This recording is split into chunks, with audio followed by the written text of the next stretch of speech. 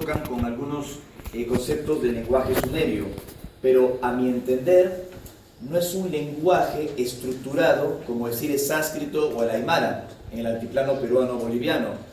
Es un conjunto de sonidos que no significan nada en concreto, no tiene una traducción como un idioma natural en un diccionario. Es sencillamente una vibración que quien la escucha siente que le transmite algo y tiene una traducción aproximada.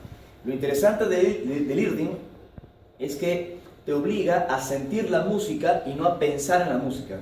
¿Me explico? Hay una cantante que a mí me gusta mucho, no sé si la conocerán, se llama Lisa Gerrard, es australiana. Ella siempre fue la voz líder de una banda que se llamaba y se llama Dead Can Dance, ¿no? Dead Can Dance. Pero ella se hizo muy famosa por ser la elegida de muchas películas para ponerle la voz a soundtracks de películas muy célebres. Entre ellas, para ir al grano, El Gladiador, Gladiator, si es que la vieron. Es una canción de Hans Zimmer que es hermosa. Además que la película, por más que sea de acción y los tipos con las espadas y todo, tiene un mensaje de honor, ¿no? De valentía, de amor, que a mí me gustó mucho esa película. Y la música es hermosa, de pronto se las puedo buscar, se las puedo poner, si es que no recuerdan la música del Gladiador, de la película, y a la gente le encanta. Primero la gente pensaba que no la cantaba Lisa Gerrard, decía la canta Enya, y no es correcto, la canta Lisa Gerrard. Y segundo decía, qué bonita canción, y la debe estar cantando en hebreo, o la debe estar cantando en un idioma, no sé, en gaélico, celta, ¿no? sí. Ya, o en celta, sí. Y no. Cuando le preguntaron a ella en qué idioma estás cantando, contestó, en ninguno. Pero se siente bonito, es que justamente se trata de esto. Son palabras, un idioma que yo canalizo desde que tenía 12 años. No significa nada, no es gaélico, no es hebreo, no es céltico, no. Es como algo, claro, como algo que bajó, que aparentemente no tiene un significado directo, pero calza en la métrica de alguna composición musical, quienes saben de música, y transmite. Y aún así uno escucha el tema principal de Gladiador y se emociona. Da igual si está en 440 Hz de afinación o si está en otra afinación, da igual, ¿no? Ahora que se habla tanto de la frecuencia de solfegio, que es muy interesante, pero que también tiene algunos puntos que se deberían definir, no en todas las piezas musicales queda bien esa frecuencia, y hay estudios muy serios al respecto. Queda bien ajustar esa frecuencia a instrumentos solistas, como los instrumentos de cobre y otros más que utilizaban, por ejemplo, los lamas en Asia, o algunos instrumentos de viento como utilizaban mis ancestros en el Perú, pero no toda una orquesta en general. Además hay mucha música que nos ha hecho vibrar, nos ha conectado vibración y que está en 440 Hz afinados en La, como ustedes saben, como grandes piezas sinfónicas o de música clásica. Así que más que evaluar la música por su traducción o porque en qué frecuencia está afinado el instrumento, es lo que te llega de la composición. Es decir, el sentido, el espíritu, el alma y no la forma. Y eso es Irdin. El Irdin, a mi entender, empieza con el contactismo. Cuando ustedes escuchan los nombres de estos presuntos seres extraterrestres, parece que estuvieran leyendo un manual, un vademecum de una farmacia, ¿no? Dice, estoy en contacto con Antarel. ¿Antarel será para dolor de panza? Estoy en contacto. Entonces, estos nativos, en las zonas de los terrones, de las grutas de Ungamira y otras zonas de las Sierras Chicas de Córdoba, la Argentina, afirmaban estar en contacto con estas luces, ¿no? Que los campesinos podrían decir es la luz mala que se aparece en las estancias, que en realidad era el fuego fatuo, producto de descomposición, los gases digamos, el tejido orgánico de descomposición que está enterrado, etcétera, ¿no? Cementerios y lo que fuese. Pero la luz mala, entre comillas, no entra en tu casa, no sale, no se corporiza en una entidad humanoide, no te habla y no se presenta que viene dentro de un cerro. Eso es otra cosa, ¿no? Y eso es lo que los comechingones, según la tradición oral, reportaban. Aquí me encuentro sobre la gruta de Ungamira, que es uno de los lugares de contacto de los comechingones, acompañado de Roberto Villamil, que es un personaje clave en esta historia, y es un hombre de casi 70 años, él es periodista, corresponsal de guerra naval, formado como periodista en Roma, en Italia, y él acompañó a los originales contactados en los años 80 que afirmaban tener experiencias con estas luces, las luces de Ers, que tenían contacto con estas luces gracias a unos mantras en Irdin. Aquí estoy en Cerro Colorado, también por la misma zona de la provincia de Córdoba, en Argentina, donde están muchos petroglifos y pictogramas especialmente, más o menos 40.000 pictogramas que hemos ido a investigar de los nativos comechingones. Obviamente algunos podrían pensar que esos pictogramas representan a chamanes, pero bueno, hay algunos que no me parecen a mí muy chamanes, ¿no?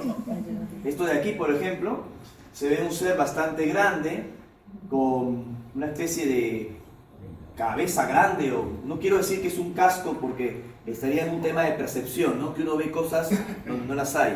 Y tal vez mi cerebro está utilizando imágenes que ya conozco y las estoy depositando en una mancha amorfa.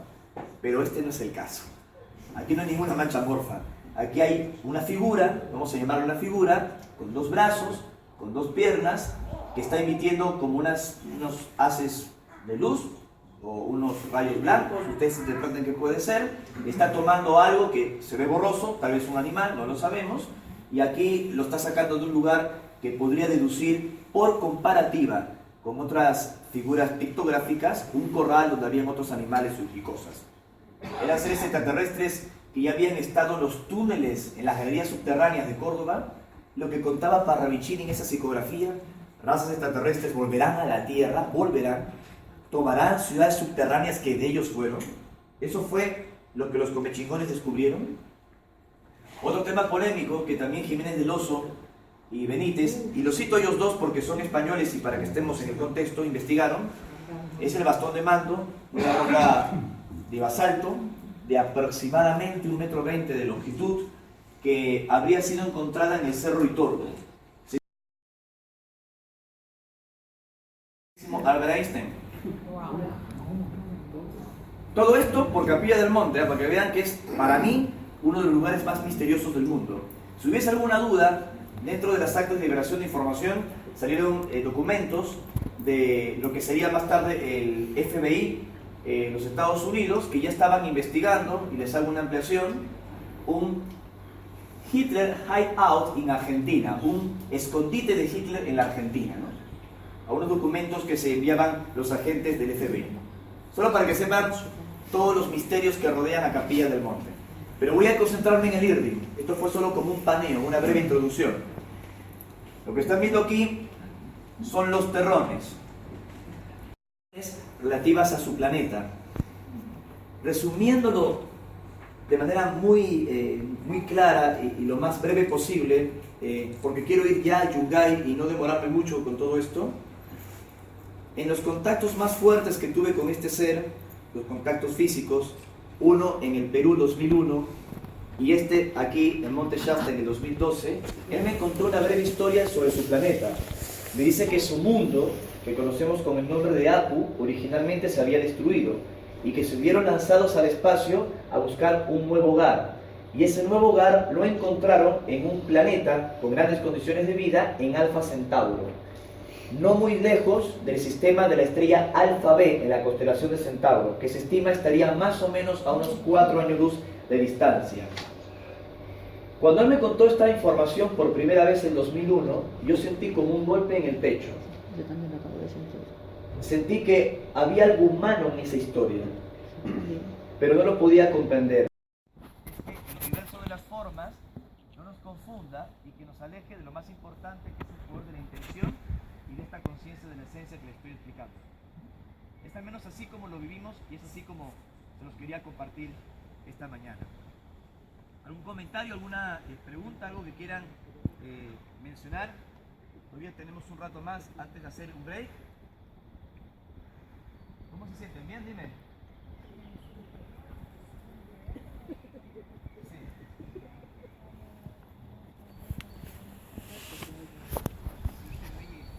Ahora repito la pregunta.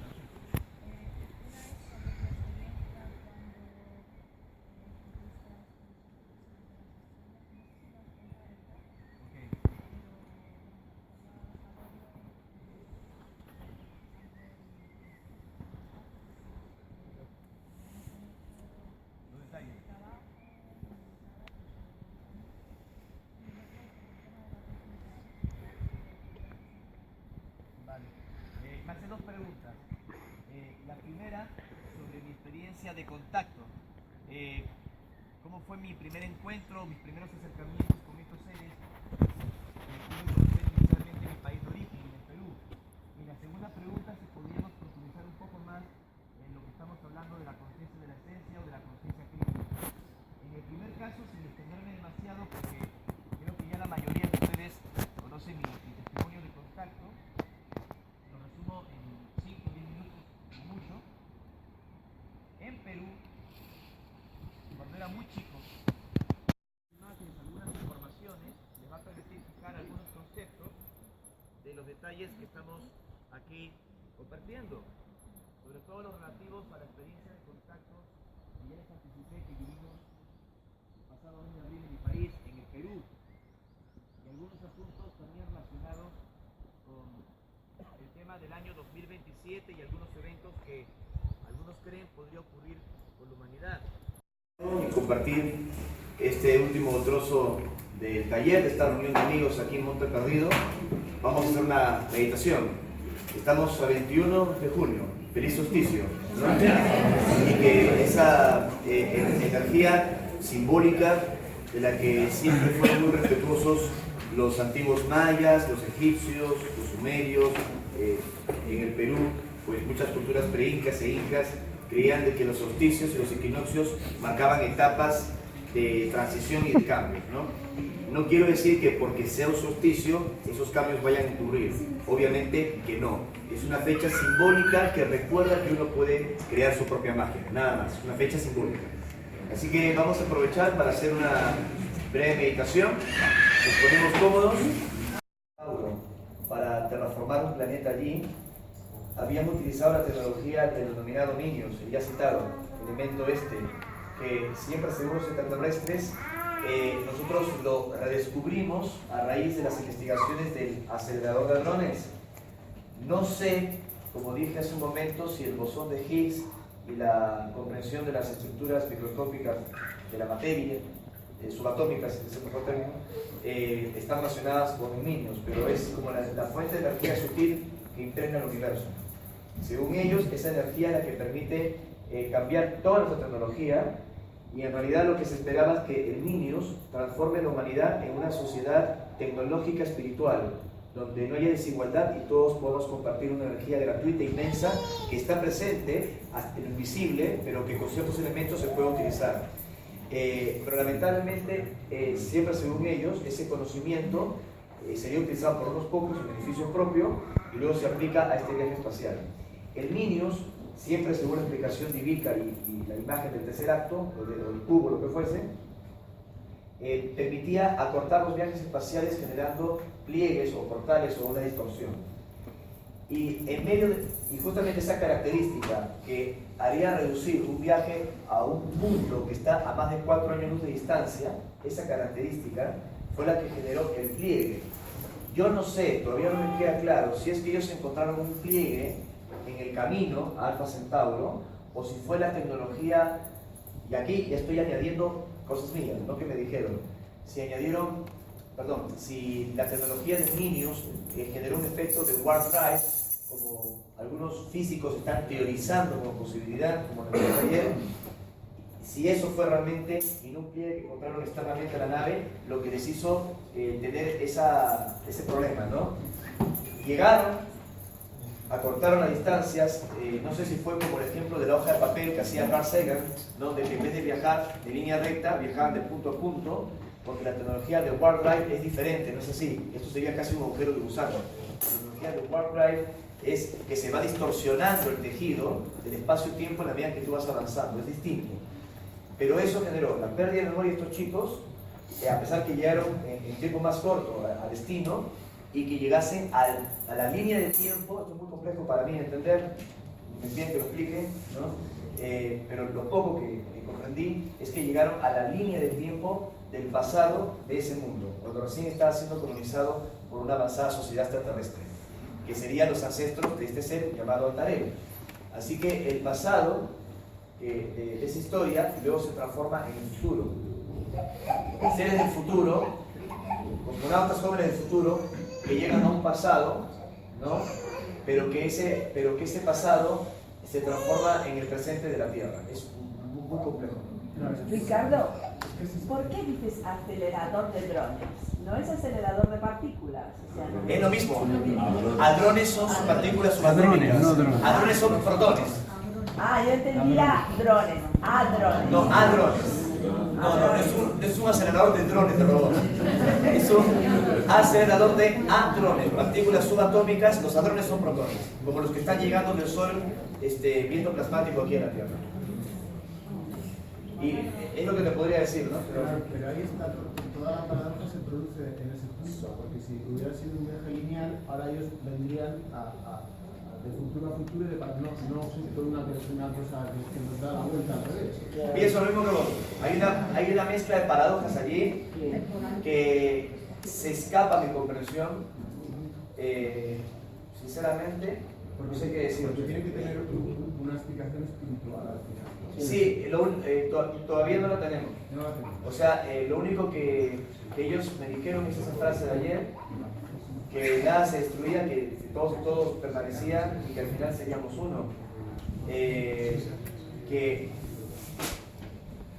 no sé cómo explicarlo, que nos están contactando, conectando por elementos que van a ocurrir probablemente en el futuro, lo que implicaba de la descendencia, y que al final lo que ellos decían de conectarnos con una realidad superior involucraba un concepto, involucraba diferentes membranas. Para ir un poco más al grano y sintetizarlo, en el contactismo muchos grupos afirmaron, y yo también recibí información al respecto, que estábamos en tránsito hacia otra realidad, ¿no? En el contactismo se le llamaba la cuarta dimensión, otros le llamaban la quinta dimensión, porque incluso hasta la New Age tomaron todo esto y no se ponían de acuerdo si pasamos a la cuarta o a la quinta o a la sexta dimensión. A uno le llamaban la ascensión planetaria, otros lo llamaban el parto planetario, otros hablaban de un real tiempo del universo, como que la Tierra estaba dentro de una burbuja, de una realidad, como ese universo holográfico que escribió en algún momento Michael Talbot, ¿no? Así que hay mucha literatura científica, pseudocientífica, contactista, películas que hablan de todo esto. Es realmente muy complejo meterse en ese mundo. Pero en líneas generales el contactismo coincidía en que el planeta Tierra está en un holograma, que somos como una realidad alternativa y que había otra realidad que imperaba en el universo. Y haciendo un mea culpa, si ustedes me preguntaban a mí hace unos años si yo creía que esto era así a pies juntillas, yo decía que sí, que existíamos en una realidad holográfica, lo sigo pensando, eso sí, y que, por llamar holográfica, del griego holo, que significa todos, como una copia, algo, no sé, y que de allí nos conectaríamos con una realidad mayor, ¿no? Que ya se encuentra pura, natural, en el universo, ¿no? Como una especie de matriz. Estoy utilizando términos para tratar de expresarme nada más, no quiero decir que sea textualmente así, pero descubrí justamente con estos seres, y creo que algunas teorías científicas también lo están últimamente mencionando, de que ese concepto de real tiempo del universo, y esto fue dicho textualmente por estos seres, es sencillamente un concepto de estos seres para representar la multiplicidad de membranas, tejidos y dimensiones. Y allí el asunto complejo para entender este asunto es el tiempo, ¿no? El tiempo. Nosotros como funcionamos perfectamente con relojes, calendarios, lo que hice, lo que estoy haciendo, lo que voy a hacer, mis hijos envejecen, me salen canas, tenemos un parámetro lineal de percepción, decir que uno pasó algo en el futuro y llegó antes atrás y luego viene ahora, estás así, para, ¿y cómo se explica esto? Y si pasa aquello, ¿qué efecto genera aquí? Y si pasa esto acá o si no pasa esto de allá, y se forman las famosas paradojas espacios temporales. Hay mucha literatura al respecto, pero sinceramente, y disculpen que lo decepcione, no lo entiendo. O sea, yo he leído muchísimo, lo digo con mucha humildad, porque me interesa bastante la ciencia, leo muchísimo autores de divulgación científica, siempre llevo un libro